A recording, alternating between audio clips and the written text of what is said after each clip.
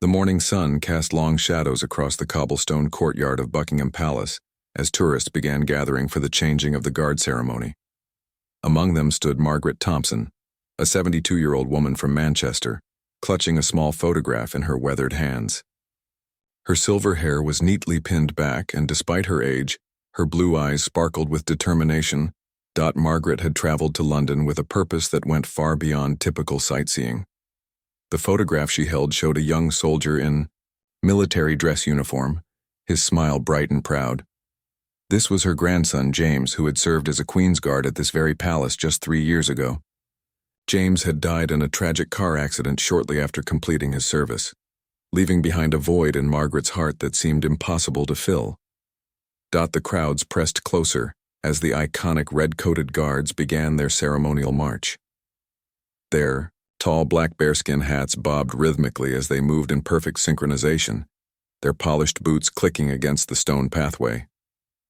The tourists raised their cameras and phones, eager to capture the spectacle that had drawn visitors from around the world for generations.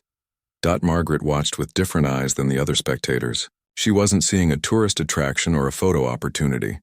She was remembering James's stories about standing in that exact formation, about the pride he felt wearing that uniform, about the discipline and honor that came with protecting the royal family.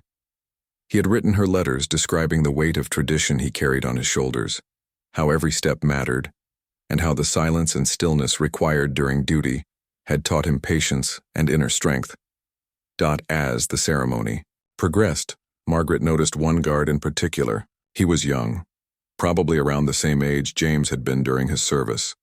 His posture was impeccable, his focus unwavering, and something about his demeanor reminded her strongly of her beloved grandson.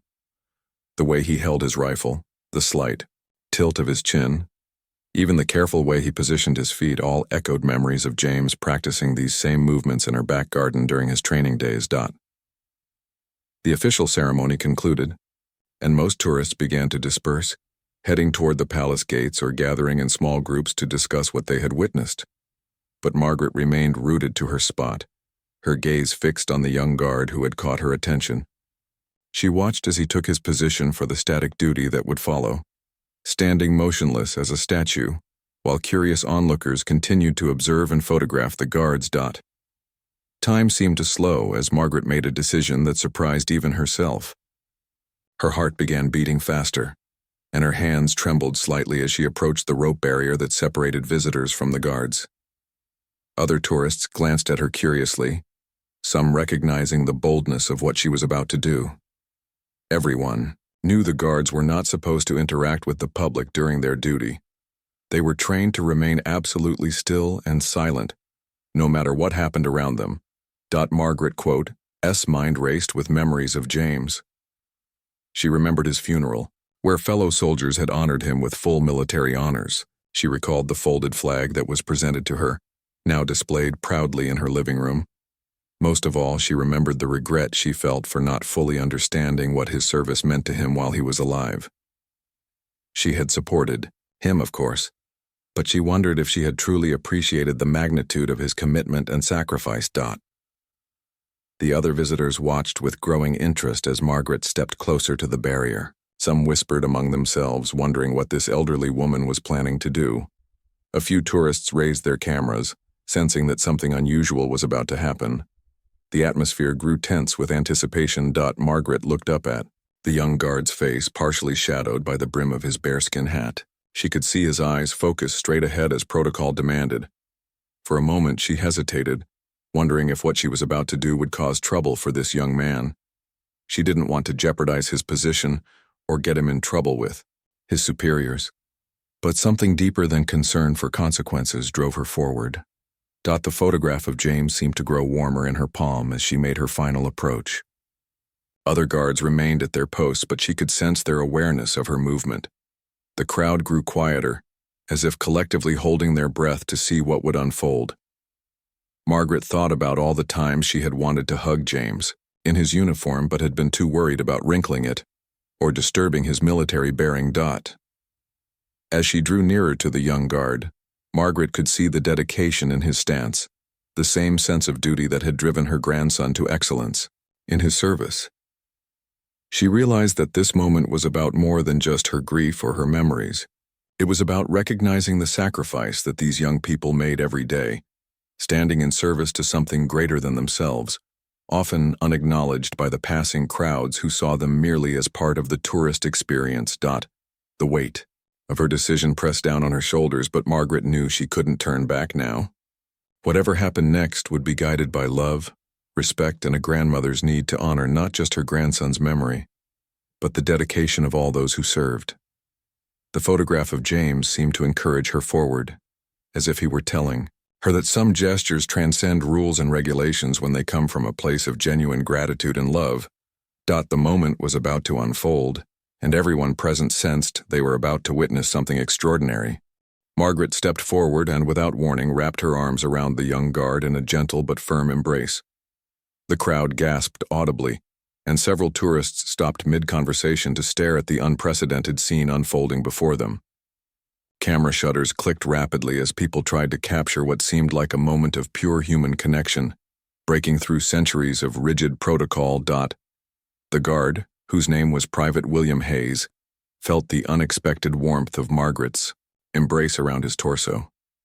His training had prepared him for many scenarios: hecklers, protesters, even physical threats.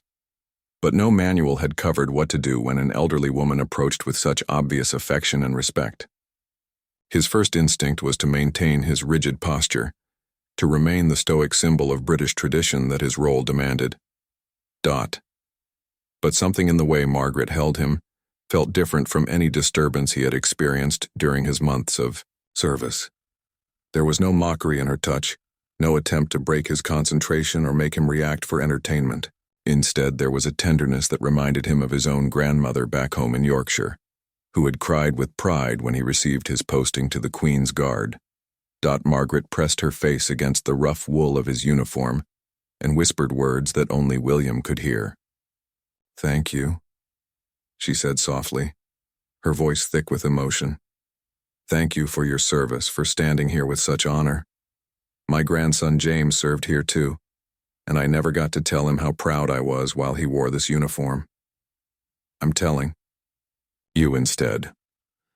The crowd around them grew larger as word spread through the tourist groups that something remarkable was happening. People who had been heading toward the palace gates turned back, drawn by the unusual scene. Some visitors from other countries watched with confusion, unsure of the significance of what they were witnessing, while British onlookers seemed to understand the deeper meaning behind Margaret's actions. William felt his throat tighten with unexpected emotion. He had joined the military partly to honor his family's tradition of service. His father had served in the Royal Navy, and his grandfather had been a soldier in World War II. But the daily routine of ceremonial duties sometimes made him forget the deeper purpose behind his role. Margaret's embrace reminded him that he wasn't just standing guard. He was representing something meaningful to people like her. As Margaret continued to hold him, William made a decision that would surprise everyone present, including himself. Slowly, carefully, he began to move his arms. His training screamed at him to remain motionless, but something deeper than military discipline guided his actions. The crowd watched in amazement as he gently returned Margaret's embrace, his white-gloved hands coming to rest lightly on her back. The moment felt suspended in time. Other guards at their posts maintained their positions, but William could sense their awareness of what was happening. He knew that his superiors might view his actions as a breach of protocol, but in that instant, he felt that responding to Margaret's gesture with humanity was more important than maintaining perfect military bearing. Margaret felt William's arms around her and began to cry softly. The tears weren't just for James anymore. They were tears of gratitude for William's unexpected response, tears of recognition for all the young people who served in positions that required them to set aside their personal desires for the greater good. She thought about how James would have felt if a stranger had approached him with such respect and appreciation. The crowd's reaction was mixed, but largely positive. Many visitors seemed moved by the display of mutual respect and affection between the elderly woman and the young soldier. Some wiped away tears of their own, touched by the obvious sincerity of the moment. A few tourists continued taking photographs, but their cameras seemed less intrusive now, more like attempts to preserve something beautiful rather than exploit. An unusual situation. William's fellow guards remained at attention, but he could feel their silent support. They understood the bonds that connected all those who served, the unspoken brotherhood that transcended individual postings or ceremonies. None of them would report his momentary break from protocol because they recognized that some human connections were more important than rigid adherence to rules. As Margaret slowly released her embrace, she looked up into William's face. For the first time since she had approached him, their eyes met directly. She saw kindness there, along with a maturity that seemed beyond his years. He saw in her eyes the love of someone who understood the weight of service and sacrifice. "What was his name?" William asked quietly, his voice barely audible above the murmur of the crowd. "James?" Margaret replied, her voice stronger now. "James Thompson. He served here from 2019 to 2021. William nodded slowly. He hadn't known James personally. The guard rotations meant that soldiers came and went regularly, but he felt a connection to this young man whose service had meant so much to the woman standing before him. "He would be proud of you for coming here today," William said softly. Margaret smiled through her tears and reached into her purse. She pulled out a small pin, nothing elaborate, just a simple badge that read, "Proud Military Family," and pressed it into William's gloved hand. "This was James's," she said. "I want you to have it." The gesture completed the circle of connection between past and present, between one generation of service and the next. William accepted the pin with the same reverence he would have shown to a military decoration. Understanding its true value had nothing to do with its monetary worth and everything to do with the love and pride it represented. Word of the encounter between Margaret and William spread quickly through the crowd, and then beyond. Several tourists had captured the moment on their phones, and within hours, videos and photos were being shared across social media platforms. The images showed the elderly woman's embrace and the guard's surprising response, but what the cameras couldn't capture was the depth of emotion that had passed between them. As Margaret walked away from the palace that afternoon, she felt lighter than she had in months. The grief for James would always be with her, but somehow sharing that moment with William had transformed some of her sorrow into something more positive. She had found a way to honor her grandson's memory, while also expressing gratitude to someone who was currently serving in his footsteps. William resumed his post after Margaret departed, but his mind remained focused on their encounter. The small pin she had given him was safely tucked in his uniform pocket, and he could feel its presence like a warm reminder of the connection they had shared. For the remainder of his duty shift, he found himself thinking not just about maintaining proper military bearing, but about the people who might be watching him and what his service meant to them. That evening, William called his own grandmother in Yorkshire to tell her about what had happened.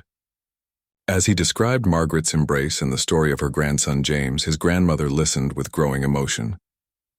"You did the right thing, love," she told him. "Sometimes being human is more important than following every rule." That woman needed to know that someone understood her loss and respected her grandson's service. Meanwhile, the videos and photos from the palace continued to circulate online. News outlets picked up the story, and within days, it had become an international sensation. The footage showed something that many people found deeply moving, a moment of genuine human connection in a world that often felt divided and impersonal. Comments poured in from around the world, with viewers sharing their own stories of military service, loss, and the importance of recognizing those who serve their countries. Margaret was surprised to discover that her spontaneous gesture had touched so many people. She began receiving messages from strangers who had seen the coverage, including other military families who shared their own experiences of loss and pride. Some were from parents who had lost children in service, others from veterans who remembered their own time in uniform, and many from young people currently serving who felt encouraged by the public recognition of their dedication. The British military, initially concerned about the breach of protocol, found themselves dealing with overwhelmingly positive public reaction to William's response. Senior officers recognized that his decision to return Margaret's embrace had actually enhanced the reputation of the Queen's Guard rather than diminishing it. The incident became a case study in the balance between maintaining discipline and showing appropriate humanity in exceptional circumstances. William discovered that his actions had resonated far beyond that single moment at the palace. Fellow soldiers approached him to share their own experiences with family members of fallen comrades, and several mentioned how the story had reminded them of why they chose to serve. His commanding officers, while maintaining that protocol should generally be followed, acknowledged that his judgment in that particular situation had been sound. Margaret decided to use the unexpected attention to create something positive in James's memory. She worked with local veterans organizations to establish a small scholarship fund for military families, using donations that poured in from people who had been moved by her story. The fund would help children of military personnel pursue their education, continuing James's legacy of service in a different form. The palace itself took notice of the incident and the public reaction it generated.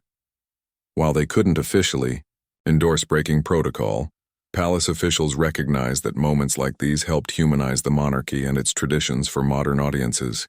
The incident sparked discussions about finding ways to maintain the dignity and tradition of ceremonial duties, while also acknowledging the human element that made these traditions meaningful. William found himself assigned to different duties in the weeks following the incident, partly to avoid making him a tourist attraction, but also because his superiors recognized his maturity and judgment. The experience had changed him as well, making him more aware of the impact his service had on others and more committed to representing the values that people like Margaret saw in the uniform. As time passed, the immediate media attention faded, but the impact of that moment continued to ripple outward. Military families felt more recognized and appreciated. Young people considering military service were reminded that their potential sacrifice would be honored and remembered. And ordinary citizens were reminded that behind every uniform was a person deserving of respect and gratitude. The story became part of palace lore, passed down among new guards as an example of how to balance duty with humanity. Training officers began using it as a discussion point about judgment calls and the importance of understanding the deeper purpose behind their ceremonial roles. It served as a reminder that while discipline and protocol were essential, the ultimate goal was to serve the people who looked to them as symbols of honor and tradition. Margaret kept in touch with William through occasional letters, updating him on the scholarship fund and sharing memories of James. Their correspondence became a bridge between generations, connecting the past and present of military service, while honoring both the traditions that bound them and the human connections that gave those traditions meaning. 3 months after the encounter at Buckingham Palace, Margaret received an unexpected phone call from William. His voice was nervous but excited as he explained that he had been selected to participate in a special ceremony honoring fallen soldiers. The event would take place at Westminster Abbey, and he wondered if Margaret would consider attending as his guest. Margaret was deeply moved by the invitation. Since James's death, she had avoided most military ceremonies because they brought back too many painful memories. But something about William's request felt different.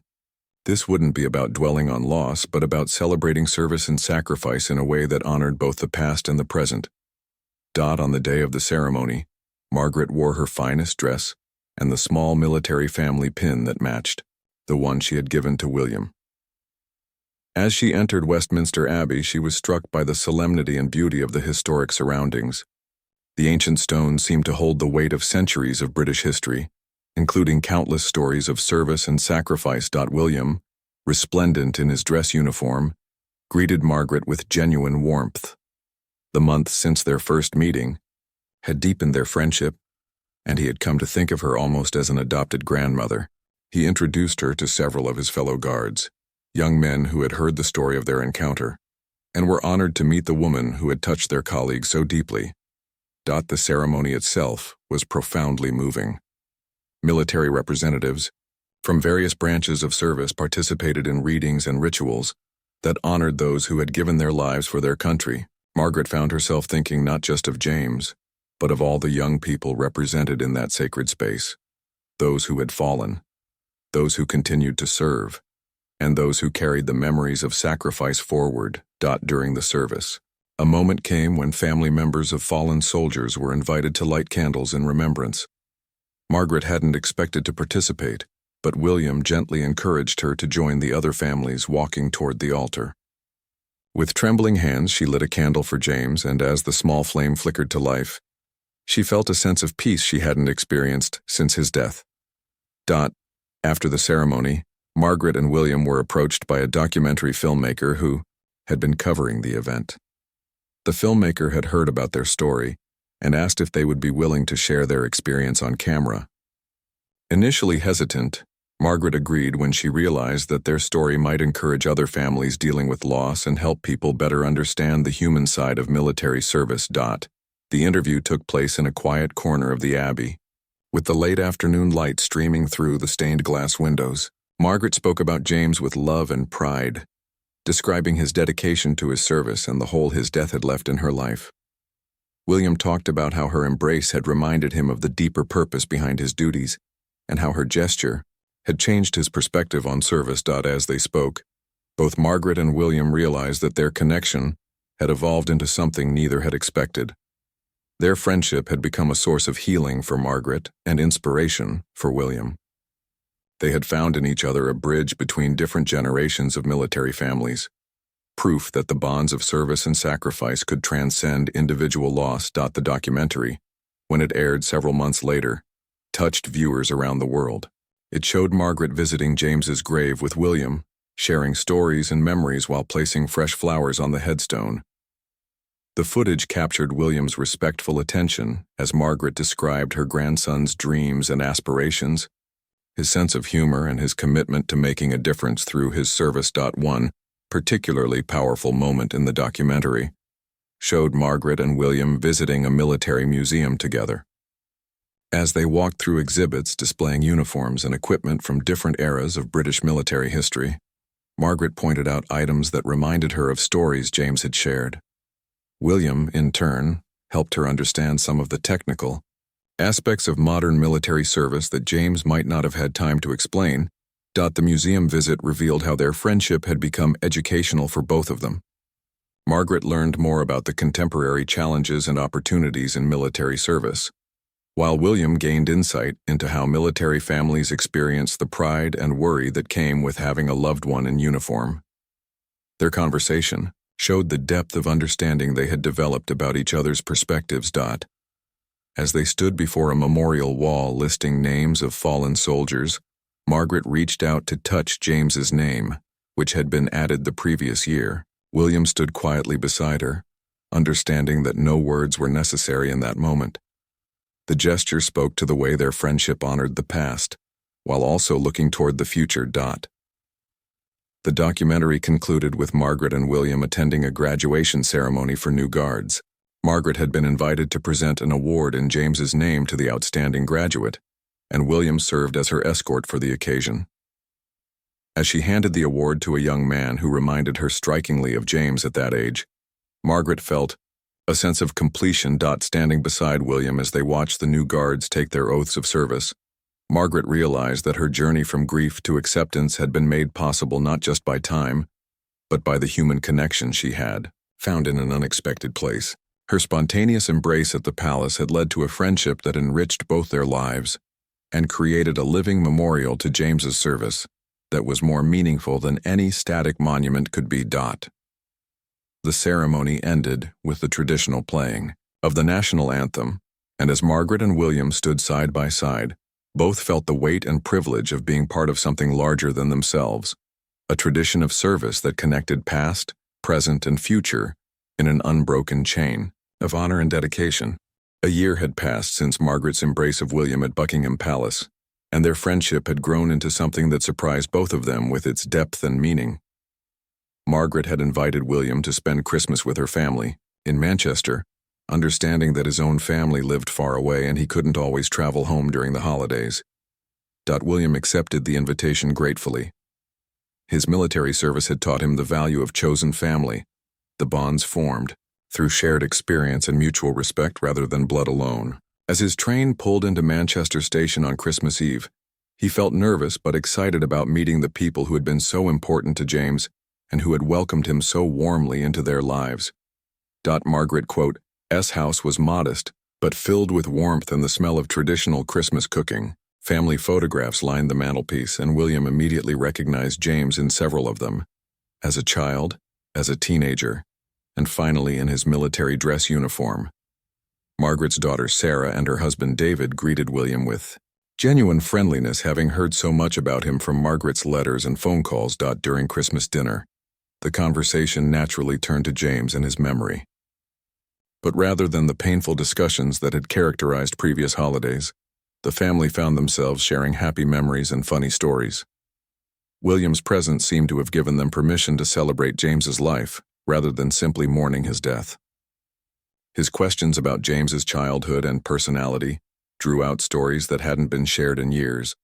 Sarah later told Margaret privately that she hadn't seen her mother laugh so freely since James's accident. William's respectful curiosity about her son and his genuine interest in keeping James's memory alive had brought a lightness to their grief that she hadn't thought possible. The young soldier had somehow given them back the joy of remembering, without diminishing the significance of their loss. On Boxing Day, Margaret and William visited James's grave together. This had become a tradition for them, marking important occasions by including James in their celebrations. William had brought a small wreath made from holly gathered near the palace, a symbolic connection between James's service and the ongoing duties of those who followed in his footsteps. As they stood in the quiet cemetery, Margaret told William something she had never shared with anyone else. In the weeks before James's accident, her grandson had called her to talk about his future plans. He had been considering staying in the military for a full career, but he had also been thinking about becoming a teacher, wanting to work with young people and help them understand the value of service and citizenship. William listened thoughtfully to this revelation. He sounds like someone who would have made a difference no matter what path he chose, he said. But maybe his influence is still being felt, just in ways he couldn't have predicted. Their conversation that day led to an idea that would become their most significant collaboration. Margaret and William decided to create a program that would bring military personnel into schools to talk with students about service, citizenship, and the values that motivated people to serve their country. They would call it the James Thompson Citizenship Initiative, and it would be funded through the scholarship program Margaret had established. Developing the program took months of planning and coordination with education authorities and military leadership. Margaret used her experience as a retired teacher to design curricula that would be engaging for students of different ages, while William provided insight into what aspects of military service might resonate most with young people. They wanted to create something that honored James's memory, while also addressing his apparent desire to influence young minds. The first pilot programs launched in schools near Manchester and London. Margaret and William worked as a team, with Margaret providing historical context and civilian perspective, while William shared contemporary military experiences. Their presentations covered topics ranging from the history of British military service to the modern challenges of peacekeeping and international cooperation. Students responded enthusiastically to their visits. Many had never met active military personnel before, and William's youth and approachability made military service seem less distant and intimidating. Margaret's presence added a generational perspective that helped students understand how military families experience service, and her stories about James made the concepts more personal and relatable. Teachers reported that the visits sparked increased interest in history and civics classes. Students asked more questions about government, international relations, and their own responsibilities as citizens. Several young people expressed interest in military service for the first time, while others began exploring civilian careers in public service, education, and community leadership. One particularly memorable visit took place at a school in a challenging urban area, where many students felt disconnected from traditional British institutions. Margaret and William's presentation helped these young people see military service not as something foreign to their experience, but as one way that people from all backgrounds could contribute to something larger than themselves. A student named Marcus approached them after their presentation to share that his older brother had been killed in Afghanistan 5 years earlier. He had harbored anger toward the military since then, feeling that his brother's death had been meaningless. Hearing Margaret's story and seeing how she had channeled her grief into something positive had given him a new perspective on his own loss. William spent extra time talking with Marcus, sharing resources for military families dealing with loss, and connecting him with support groups that could help him process his complicated feelings. Margaret gave Marcus her phone number and promised to stay in touch, recognizing in him the same pain she had carried for so long. The success of the pilot programs led to expansion throughout England, with other military personnel and family members joining the initiative. What had started as Margaret's spontaneous embrace had evolved into a movement that touched thousands of young lives each year, fulfilling James's apparent dream of influencing the next generation while creating a living memorial to his service and sacrifice. As they traveled from school to school, Margaret and William often reflected on how their unexpected friendship had created something neither could have accomplished alone. Their different perspectives and experiences had combined to create programs that were more effective than either could have developed independently, proving that collaboration across generations and experiences could produce extraordinary results. 5 years after their first meeting at Buckingham Palace, Margaret and William stood together once again in the same courtyard where their friendship had begun. This time, however, they weren't alone.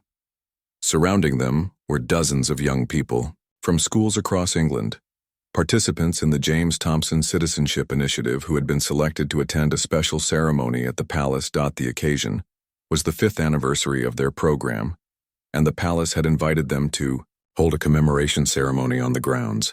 William, now promoted to sergeant, wore his dress uniform with visible pride, while Margaret, at 77, moved with the confidence of someone who had found new purpose in her later years. The small pin James had owned was now worn by both of them.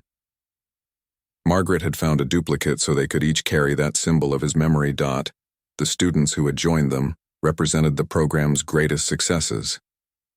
Among them was Marcus, now studying international relations at university with plans to work in diplomatic service. His transformation from angry young man to thoughtful citizen had become one of their most powerful examples of how the program could change lives. Other students had chosen various paths, some entering military service, others pursuing careers in teaching, social work, and public service. Princess Anne, the Princess Royal, attended the ceremony to recognize their work.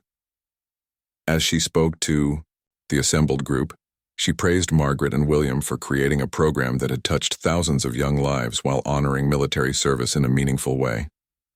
The princess particularly noted how their initiative demonstrated that grief and loss could be transformed into positive action that benefited future generations.